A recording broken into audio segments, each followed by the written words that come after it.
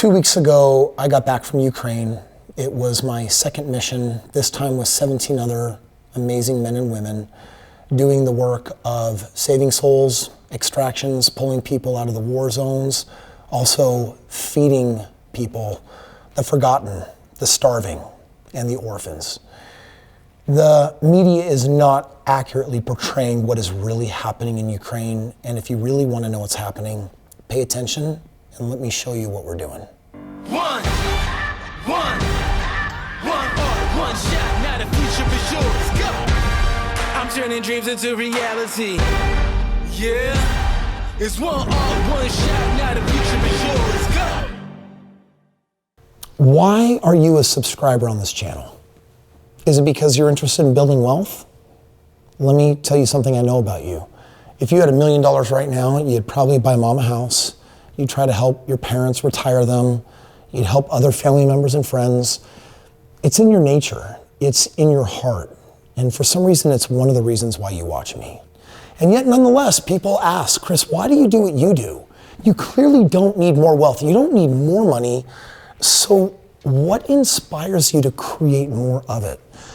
Today is a special presentation, a special video. I'm going to be interviewing the director of my foundation.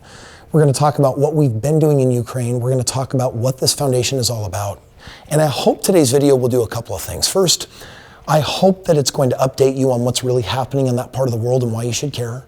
But secondarily, I will hope that it will inspire you to create wealth for more reasons, for the right reasons. Because after you bless your loved ones, what else is there? So much more. Earlier this year, I met an extraordinary human being that came through my event who felt inspired to drop his resume. In fact, approached me in my home and said, Kris, I need to lead this foundation. I feel called to it. I feel called to your cause. And that was none other than Vega. Brother, thank you for being here today. Oh man, Kris, thank you. It's amazing. We've known each other not even a year, but I have so much brotherhood with this amazing human being who's certainly living his mission and purpose, because within the first few weeks of driving the direction of the foundation, he said, Kris, our mission is about taking your technique of breakthrough, which changes lives, through our coaches, and we want to give it to the world. But he also said, we have an opportunity to do something in Ukraine because I've got all of the military connections. And part of that is because of your military background. Thanks, Kris. I mean, it's an honor to lead the foundation. I spent 6 years active duty. And I'm very proud of my service, first and foremost. But when I was there was incidents that happened. And it took a long time for me to deal with it. And I had gone to the Veteran Affairs Hospital and I'd gone to mental health. Post getting out as a captain and having this combat deployment, and I buried a lot, and it was affecting my life, and I came to Unleash Your Financial Destiny, and you did a breakthrough, and when I went through that breakthrough, there was a lot of healing that I do not know almost to this day how it happened with the difference of like therapists and psychiatrists couldn't help. And I went back and my fiance, Natalie, and I said, I need to help this man take this to the world. And I put in immediately to help you take it to the world. And immediately when we connected at your house and you connected with me, I knew that my livelihood, my vision was now tied to bringing this to the world, and we were going to not just change lives, but we were going to save lives together. Yeah, a lot of people don't know what breakthrough is, and a lot of people don't even know that I put on events, and I only put them on 3 or 4 times a year. I own my own event center, and it's a place to come if you want to level up your financial intellect, like at the highest level possible, like billionaire status. But what always surprises people is that psychology is everything, and we spend a lot of time, half the time, on psychology, and that means figuring out what your limiting beliefs are and then breaking through them.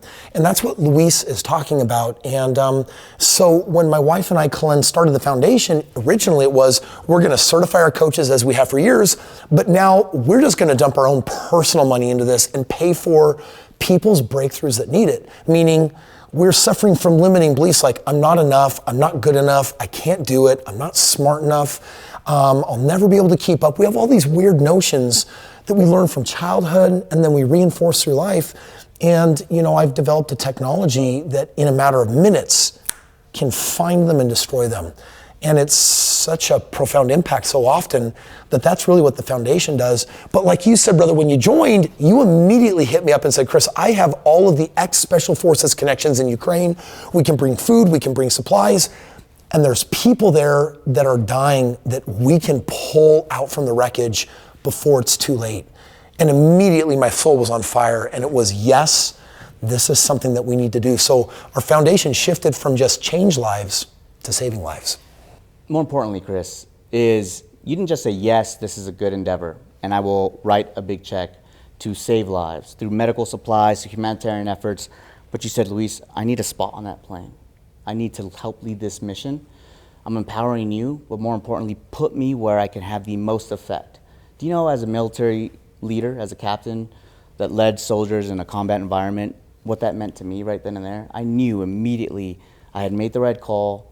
I knew that I was amongst an organization that had a founder with you and Colin that were willing to put not just their wealth, but their time, talent, and treasure all on the line, roll up their sleeves and get in the trenches with me and those that are willing to help to make this difference. I've never seen an organization do that before. And I knew I made the right call. And 3 weeks later, we were on our first mission. Yeah.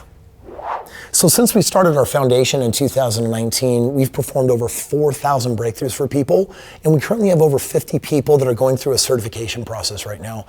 And people will come to the event and have such a profound life-changing experience, often an experience they've never had at any point in their life. And there's a hunger to experience more of it. And for some, that hunger is to give the gift. And so what it does is it creates a really beautiful full circle of, great, let's certify more and more people and let's deliver this, because we don't want to deliver 4,000 breakthroughs. We want to deliver millions of breakthroughs to people anywhere in the world. Mothers that are struggling, teachers that are struggling, fathers that are struggling, people in the community that have value to provide. And yet they're feeling sad, they're feeling depressed, their self-worth feels challenged. And it doesn't need to be that way. Often these come from traumas, past experiences that were so unpleasant that we just can't get over them. And then there's an opportunity through this process to figure it out, nail it, rise above, and finally put it to bed so that your life can go on, but with a more empowered version of you. Kris, you know how many lives you've saved?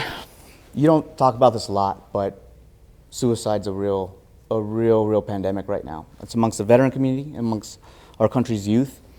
And I've seen it firsthand. You've done it in a group environment where there's been people, and they've said it, on the brink of making that final last call. They can't take it anymore. And I've seen Breakthrough transform that individual. The veteran community needs it. Children need it. The youth. Those single mothers and fathers that are struggling in the family unit needs it. And this number right here, the over 4,000, that's the individual breakthrough coaches doing one-on-one. At an event, you've done 500 at a time. Yeah. The number is far higher than we're talking one-on-one individuals, because you've trained coaches in your individual, intellectual property, in this breakthrough certification model, to give people the power they need to self-heal, to get past those limited beliefs like I did. And I just can't thank you enough, and I think you were underselling a little bit of what we've done with the foundation and what we're going to do. Luis, let's talk about Ukraine, because this one hit my heart so hard. The moment you said there are refugees, millions that are pouring out of the country. Some of them are literally dying from lack of food, weather exposure. We can go and help these people. And worse, there's people that are trapped behind enemy lines. And when they get found, they're shot, they're killed. You brought all of this intelligence to me. And yes, it was an immediate yes that we need to do something about it. And yes, I want to personally go, because I'm going to put in my own money, but if I'm going to raise money, now I have a responsibility to be able to show my close friends I'm going to reach out to that we are making direct impact, not just giving the money to an agency or a government hoping good would happen. We will firsthand go and see that that's exactly. So that led to our first mission. And that first mission was, for me, it was heart-wrenching. It took me about 2 months to honestly feel like my heart healed from seeing the mass graves, seeing the destruction, and frankly, just, it is heartbreaking to hold these children and to visit the people. And we knew we had to go back, and that led to a second mission. And Ukraine is very different than what I think the media is portraying, because these people, they're never going to give up. They will fight to their last breath and to the last person standing before they subjugate themselves to the USSR, back to Russia, the way it used to be. Kris, you asked me, how can we have the most direct impact in the largest humanitarian crisis since World War II? Well, I knew immediately we had to cut out politics, we had to cut out government officials, and we needed to work with community leaders, those that were the tip of the spear, to create bottom-up solutions. We did exactly that with our partnerships. The phase one, when we went, we established these beautiful connections with these heart-centered individuals that were creating the most impact. How can we amplify that in Change Lives, Save Lives mission? So we had a humanitarian effort. How do we create long-term sustainment for the forgotten, for the abandoned, for the orphans that had just lost both mother and father? And then how could we truly save lives for the forgotten, that when the Russian lines move forward and they envelop a city, you hear on the news a tad bit, but we saw firsthand multiple cities of mass graves. You can't unsee that, but what you can do is make resolve to ensure that you save the one, because everyone deserves a chance at life. And if we could give it to that one child who is being in critical condition because she was born premature, and we could provide the serialized ventilator that's going to get her from a hospital in Kiev that can't perform the operation to a hospital in Poland, in Europe, that's worth everything. And that's what we're doing. And honestly, that was probably one of the hardest parts of the mission. Is in that first mission, we had brought 2,000 pounds of medical supplies because we had a list of exactly what the hospitals in the East were out of. So we brought them that aid, and one of those ventilators was to transport a little baby girl, 2 months old, who was born premature, into Poland, and her along with 69 others. And we were able to safely extract all of those kids and get them to their surgeries. But one little girl didn't make it. Sophie didn't make it. And 69 others did, but that was heart-wrenching, because what is the value of a soul? To see those mass graves, people being brutally murdered, some of the things that we witnessed and saw, I have images on my phone that I can't show my wife, I won't show other people, but they are haunting. And it's a reminder, it's a call, something has to be done. I can tell you, for me, I feel called to be there because my father was a refugee in World War II, and my grandmother barely got them out, but not before being shot. Literally, my grandmother was shot twice in the neck and left for dead. She was raped. The next year, she had a baby that died from starvation. But if it hadn't been for strangers that helped her, my father as a refugee, make it to safety, they maybe never would have. And so I really feel called that it's my turn to give back, to pay it forward, to be that stranger for the refugees. Not very far away from Poland, where all of this went down for my family.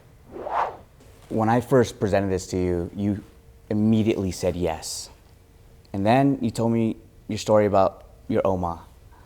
And I've never heard it before, and I couldn't believe the forces of nature that came aligned, that said, like, you now have the opportunity to be the stranger that helped save your family. Without those strangers that took care of your Oma and your family, you wouldn't be here right now. We decided to double down and not just say, let's do this on part of our foundation, but let's leverage our top, most generous donors who are willing not just to be the impact, but the ones distributing the aid, the ones as frontline volunteers. So I'd like to go over a bit of what we've accomplished since we started out on this mission. We definitely had individuals that, some people donated $50,000, some people hundreds of thousands. And for everyone that donated $100,000, we gave them a seat on the plane.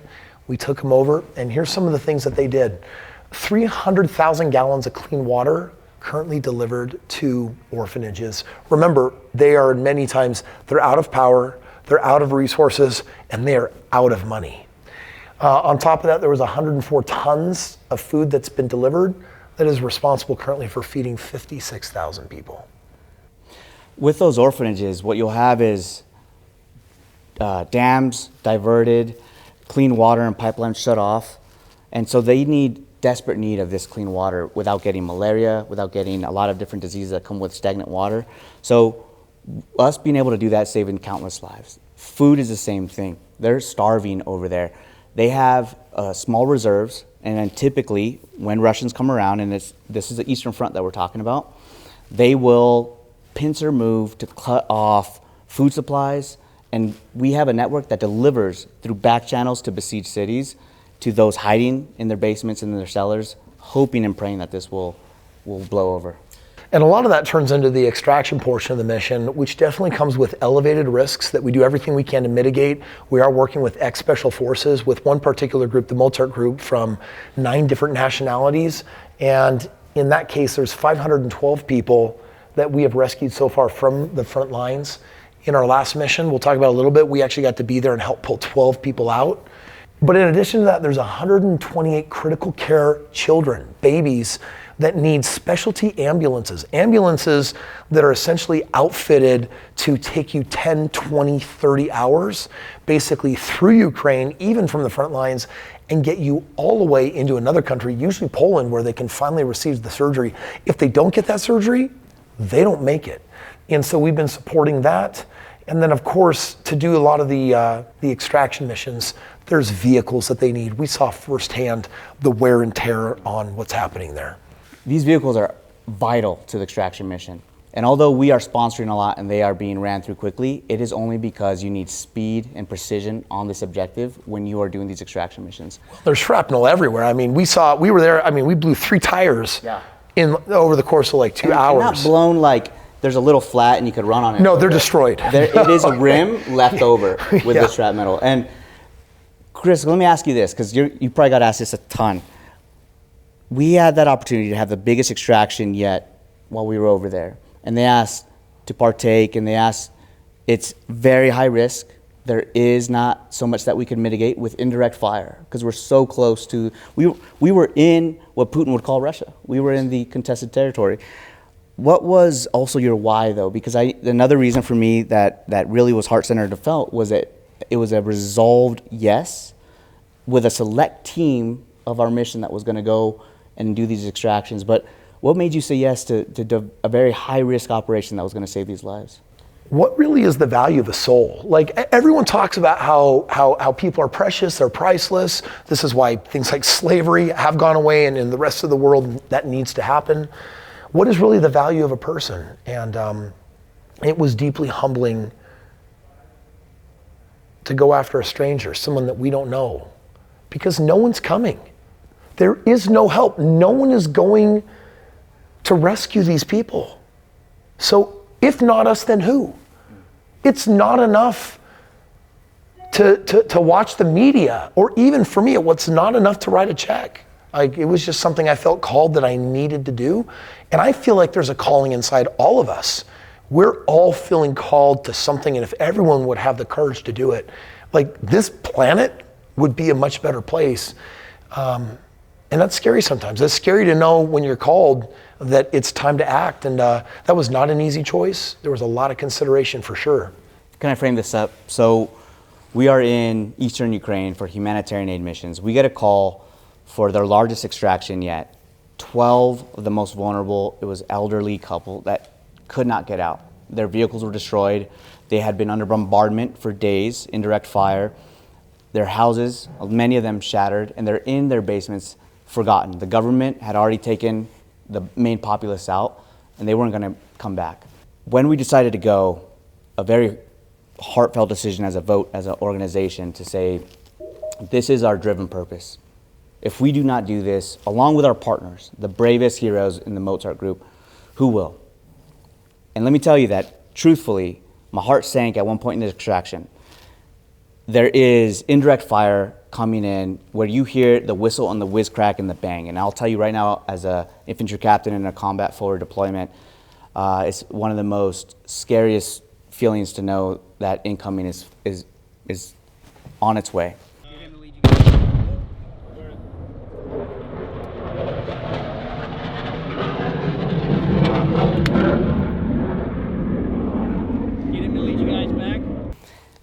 I turn, and we do have some protection in regards to a kit and our helmet, and I see Kris jump into the lead extraction vehicle that was going in to where there was bombardment. There was direct fire happening, danger close. And I remember feeling like through my military experience, like, man, this is scary. Kris is over there, and I tried to get comms with him for 1 second. When I tried to get comms with you, Kris, I think you told me you were at that point helping load people in, so the vehicle was empty, and so I was not getting anything.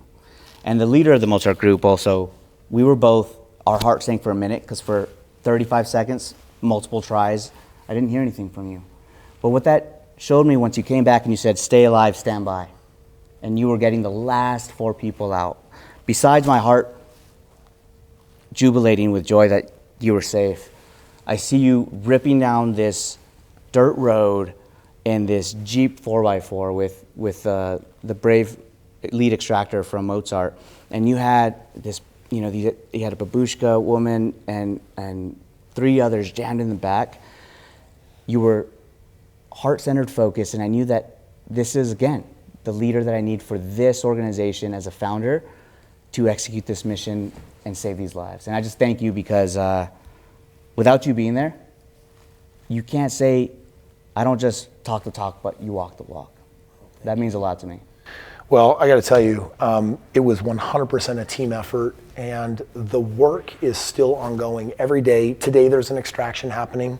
When we actually did our HA, our humanitarian aid drop, we basically made 3 drops, and in one of the locations, we brought in half of the food for that entire city just for that day alone, which means if they hadn't gotten that food, they're running out within 12, 24, maybe 48 hours. So it's definitely scary what's happening over there, and we're committed to stay there and help as much as we can until it's over. And I'll tell you something. Did you know that $4 will feed a person for a month in Ukraine? $300 is enough to pull someone to safety that's in the war zone from capable, qualified hands. $660 is what it takes to take a baby or a child and actually bring them, through the entire country, and finally from critical care, get them to the surgery that has the potential to save their life. These are very small amounts of money. And we've contributed, but so far people have donated millions of dollars. And I can't honestly think in the world right now of a more worthy cause than saving the one. And we're going to save as many of them as we can, and there's an opportunity for you to do something about it as well. There's a link below, and I make you a promise. My promise is that if you feel inspired to donate anything, $10, $100, $1,000, you want to donate $100,000 and come on mission personally with me to go there and make the direct impact, all of that's available to you in that link below. And my promise is that we will do the direct impact. We will do the giving. We will bypass governments and agencies and make sure that the people that need it get it. Well, Luis, what's next, brother? Where do we go from here? We're not done. We made a promise when we were in Ukraine that we will not forget you, that we will not abandon you, and this is not just a one-time injection and you'll never see us again. We will hold that promise. We're going back early next year. We are recruiting and looking for a new team of brave patriots that will give their time, talent, and treasure to help advance this endeavor, change and save lives. We have the network, and we're solidifying and cementing those relationships. Now we can go back and create more and more impactful good for not just the orphans, but again, those on the front lines. I ask you that if your heart is calling you to serve a higher purpose, if your heart is saying, I want to help in the largest humanitarian crisis since World War II, join us. Please click the link below. And understand that a small donation is life-changing to someone, and a large donation helps us simply save more lives. And there may be a spot on that jet literally for you. So click that link, be in touch with our organization, and together, let's not just change lives, let's save lives. Thank you for watching today's video. I hope that it helps inform you on what is happening in Ukraine, our efforts there. I invite you to join us. And if you're curious to see a mini 10-minute documentary on our most recent mission, click this video and let me show you.